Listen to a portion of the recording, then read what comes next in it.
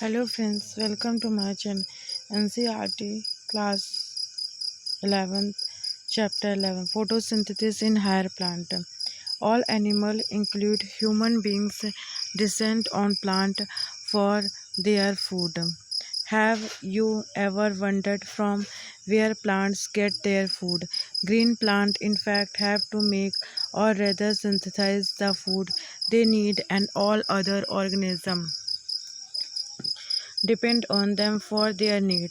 The green plant make or rather synthesize the food they need through photosynthesis and are therefore called autotrophs. You have already learned that the autotrophic nutrition is found only in plant, and all other organisms that depend on the green plant for food are heterotropics.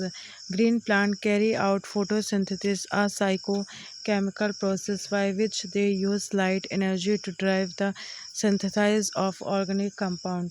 Ultimate all living form on earth depend on sunlight for energy. The use of energy from sunlight by plants doing photosynthesis is the basis of life on earth. Photosynthesis is important due to two reasons. It is the primary source of all food on earth. It is also responsible for the release of oxygen in the atmosphere by green plant. Have you ever thought what would what would happen if there were no oxygen to breathe? This chapter focuses on the structure of photosynthetic machinery and the various reactions that transformations light energy into chemical energy. What do we know? Let us try find out what we already know about photosynthesis. Some simple experiment you may have done in the earlier classes have shown the chlorophyll green pigment of the leaf. Light and carbon dioxide are required for photosynthesis to occur. You may have carried out the experiment to look for the starch formation in two leaves. A vegetative leaf or leaf that was particularly covered with black paper and exposed to light on teasing these leaves for the presence of starch. It was clear that photosynthesis occurs only in the green parts of the leaves in the presence of light. Another experiment you may have carried out where a part of leaf is enclosed in test tube containing some potassium hydroxide soaked cotton which absorb carbon while the other half is exposed to air. The setup is then placed in light for some times. On testing for the presence of starch later in the two parts of the leaf, you must have found that the exposed part of the leaf tested positive for starch, while the position that was in the tube tested negative. This showed that carbon dioxide was required for photosynthesis. Can you explain how these conclusions would be drawn? Early experiment. It is the interest to learn about those simple experiments that lead to the gradual development and our understanding of photosynthesis.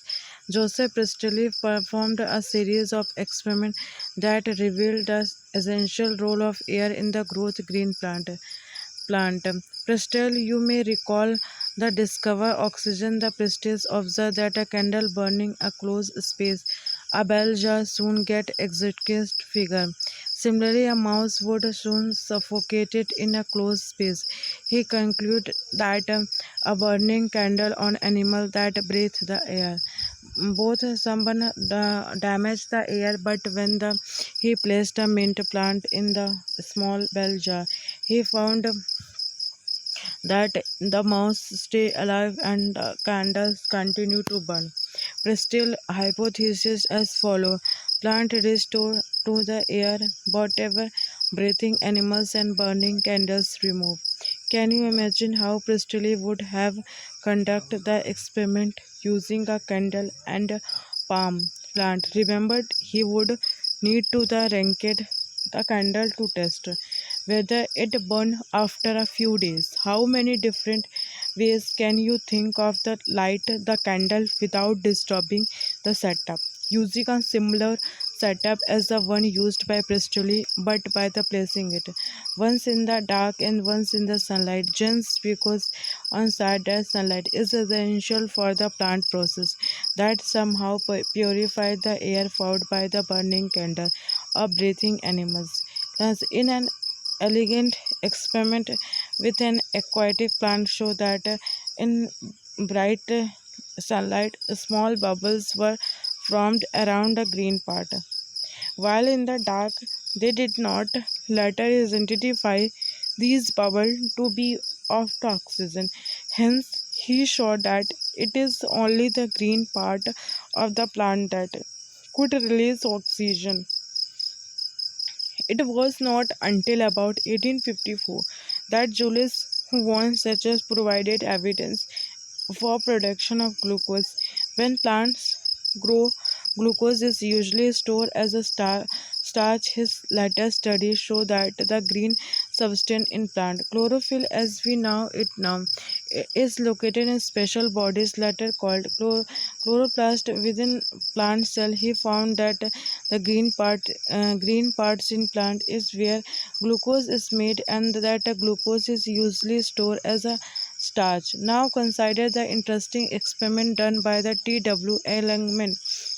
Using prism, they split light into its spectrum component and thin the leguminated a green algae, Colodophora, placed in the suspections of aerobic bacteria. The bacteria were used to detect the sites of oxygen evolution. He observed that the bacteria accumulated mainly in the region of blue and red light of the split spectrum. A first action, the spectrum of the photosynthesis was thus described. It is resemble roughly the absorption spectra of chlorophyll A and B discussed in section 11.4. By the middle of the 19th century, the key feature of plant photosynthesis were known, namely that a plant could use light energy to make carbohydrate from carbon dioxide and water. The Epstein equation representing the total process of photosynthesis for oxygen evolving organism was then understood as carbon dioxide plus H2 light instead. Where the CH2 represented a carbohydrate, glucose, a 6 carbon sugar. A milestone contribution to the understanding of photosynthesis was that made by the microbiologist Swansnil, who, based on the studies of purple and green bacteria, demonstrated that photosynthesis is essentially a light-dependent reaction in which hydrogen from suitable oxidized component reduce carbon dioxide and carbohydrate. This can be expressed by a green plant. S2 is hydrogen donor and it oxidizes to oxygen. Some organisms do not release oxygen during photosynthesis. When S2 instant is the hydrogen donor for the purple and green sulfur bacteria, the oxidation product is sulfur or sulfate depending on the organism and not oxygen. Hence, he inferred that the oxygen evolved by the green plant comes from H2O, not from the carbon dioxide. This was later proved by using radiostropic techniques. The correct equation that would represent the overall process of photosynthesis is therefore carbon dioxide plus H2O light C6 H12O6 6H2O6, whereas glucose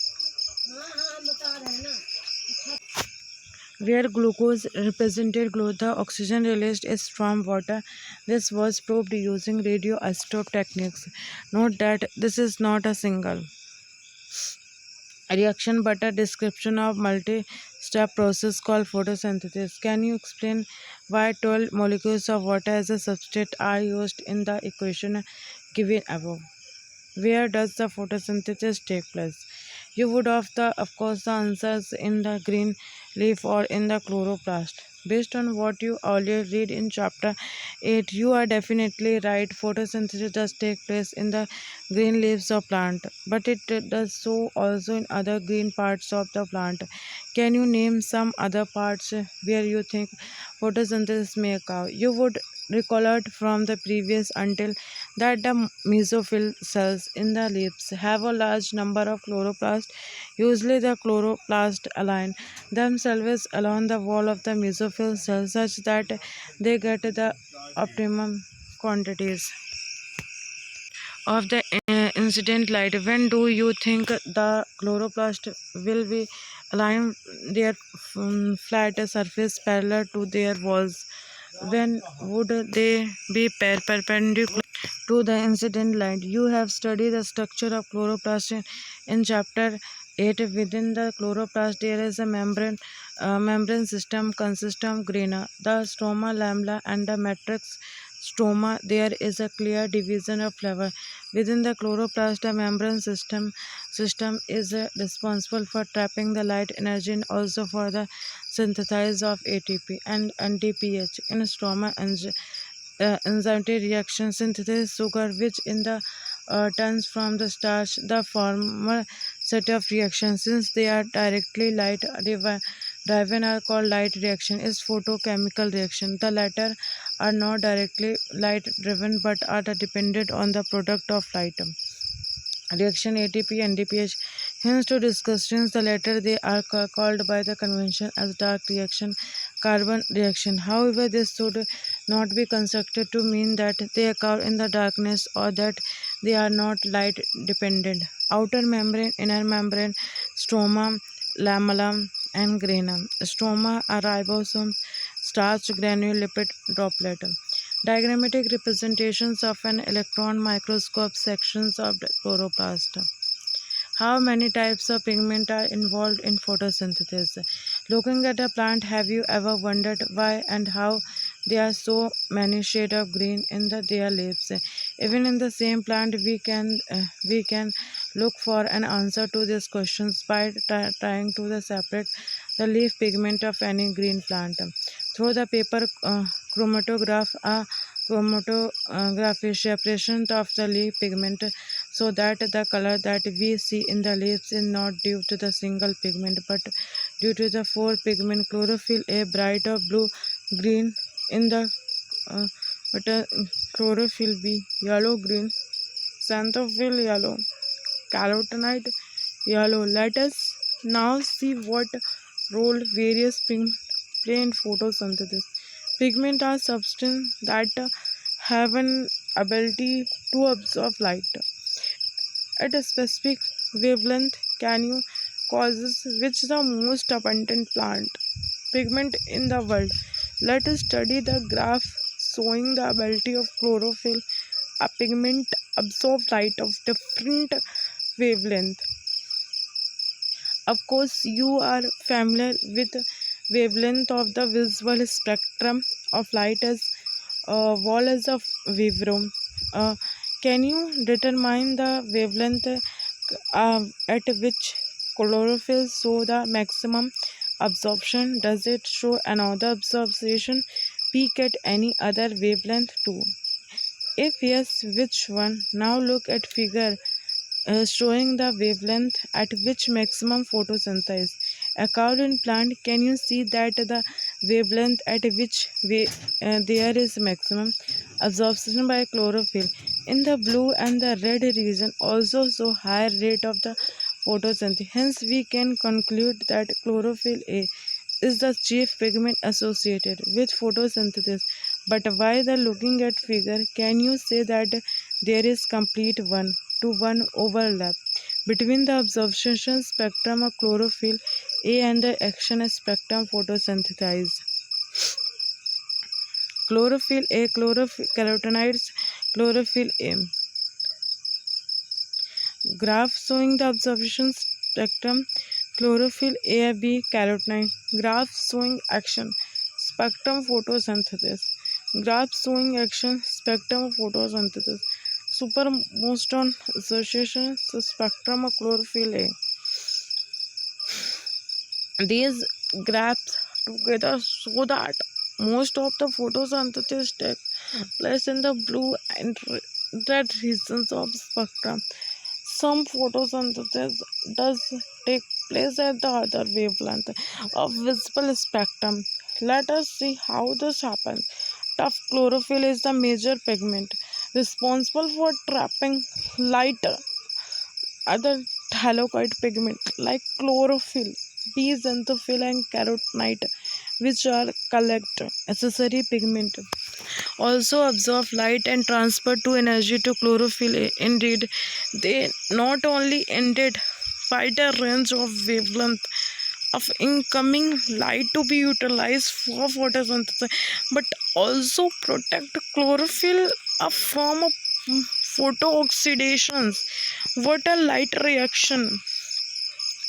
uh, Primary acceptor photon reactions enter pigment molecules, the light harvesting complex. Light reaction or the photochemical phases include light absorption, water splitting, oxygen release, and the formation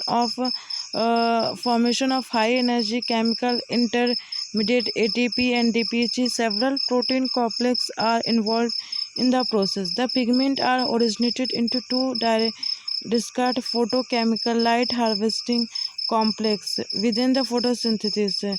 These are named in the sequence of their discovery and not in the sequence in which they function. During the light reaction, the LSG are made of the hundred of pigment molecules bound to protein.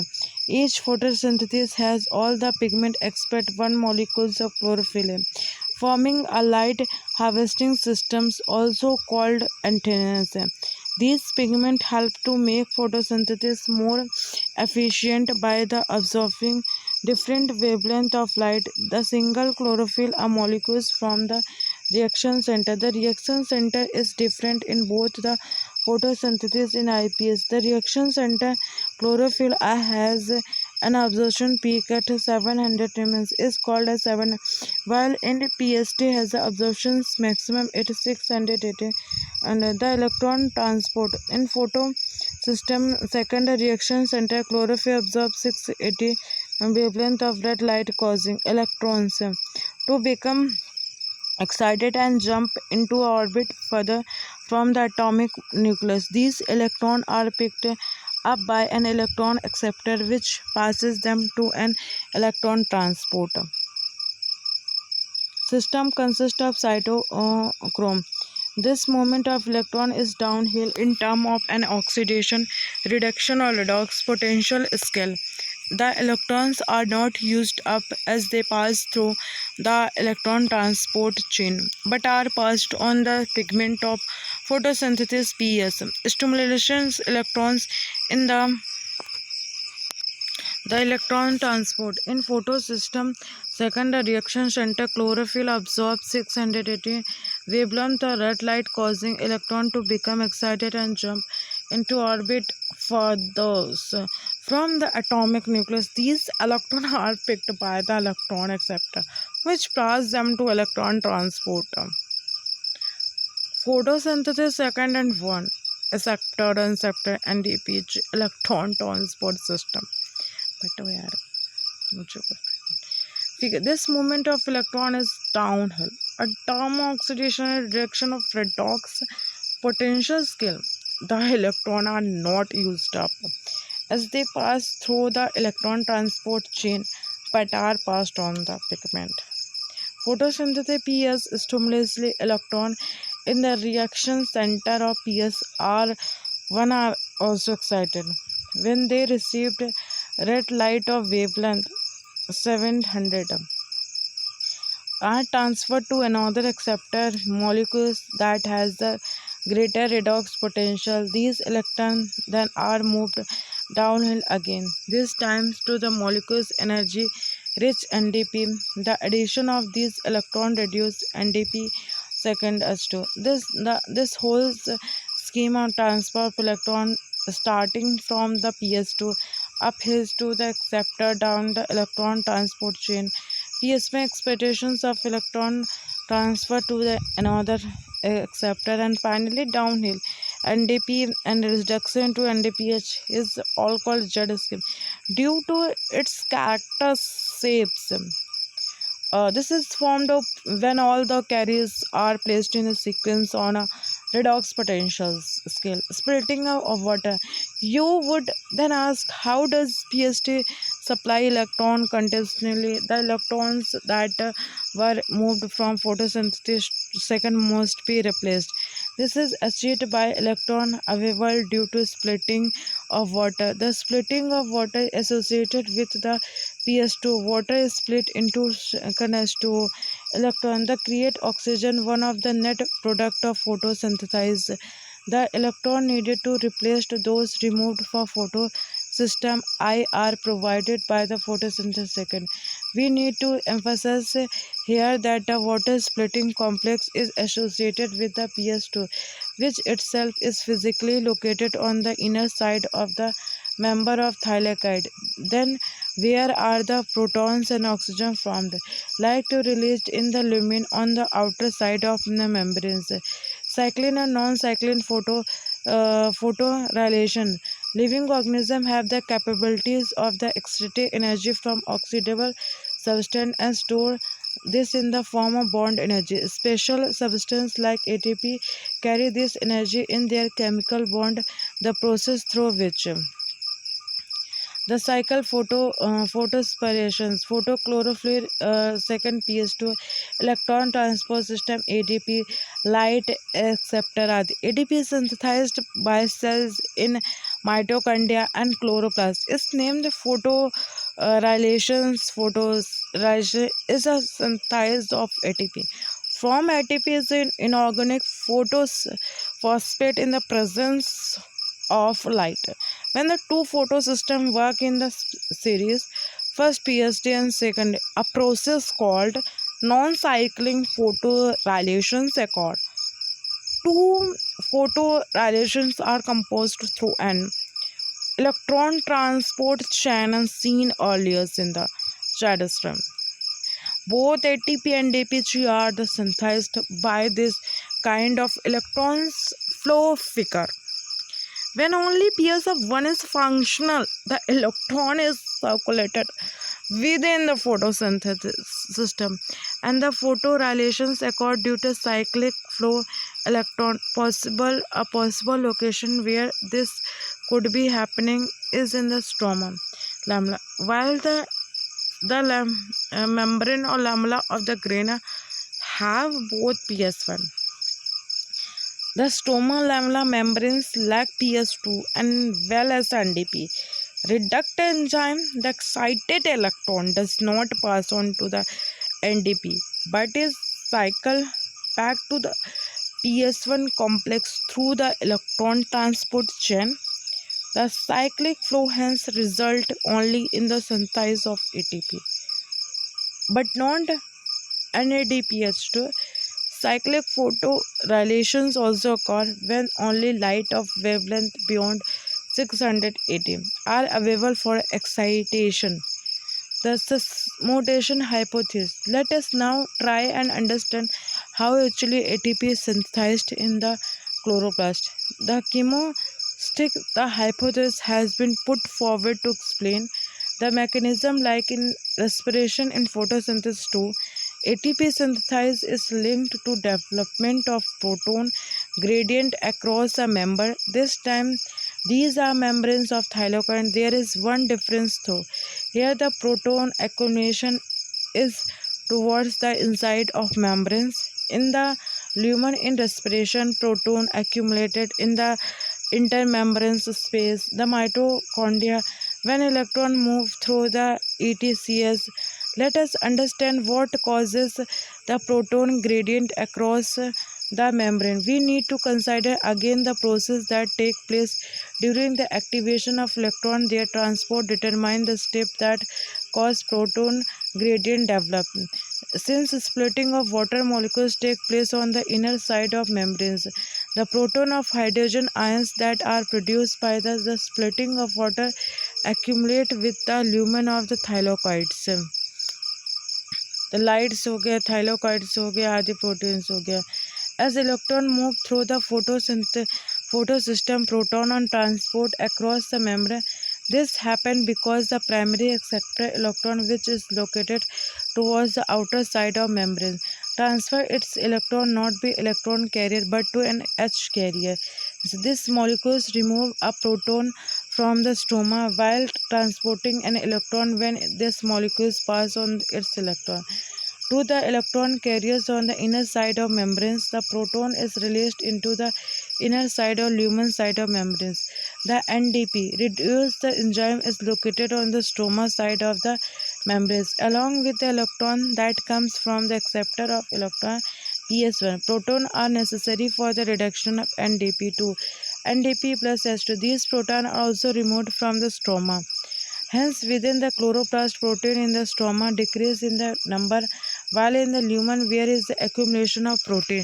This creates a proton gradient across the thylakoid member as well as a measurable decrease in pH in the lumen. Why are so interested in the proton gradient? This gradient is important because it is the breakdown of the gradient that leads to the synthesis of ATP. The gradient is broken down to the movement of the protons across the membrane to the stroma and through the transmembrane channel of the CFO and ATP synthesis. The ATP synthesis enzyme consists of two parts. One called the CFS is embedded in thylakoid member and form a transmembrane channel that carries out facilitated diffusion of proton across the member. The other proton portion is called CF1 and produced on the outer surface of thylakoid member on the side that face the stroma. The breakdown of the gradient provides enough energy to causes a conformation change in the CF1 particles of the ATP synthesize, which make the enzyme synthesize several molecules of energy-packed ATP. Chemosis requires a member of proton pumps and proton gradient and ATP synthesis. Energy is used to pump proton across a member to create a gradient or high concentration of protein within the thylakoid lumen. ATP synthesis has a channels that allows diffusions proton back across the membranes. This releases enough energy to activate ATP synthesis energy that catalyze the formation of ATP along with the NDP produced by the movement of electron. The ATP will be used immediately in the biosynthetic reaction taking place in the stroma responsible for fixing carbon dioxide and synthesis of sugar. Where are the ATP and NDPH used? We learned that a product of light reaction are ATP and NDPH in oxygens of these oxygen diffuse out a chloroplast, while ATP and NDPH are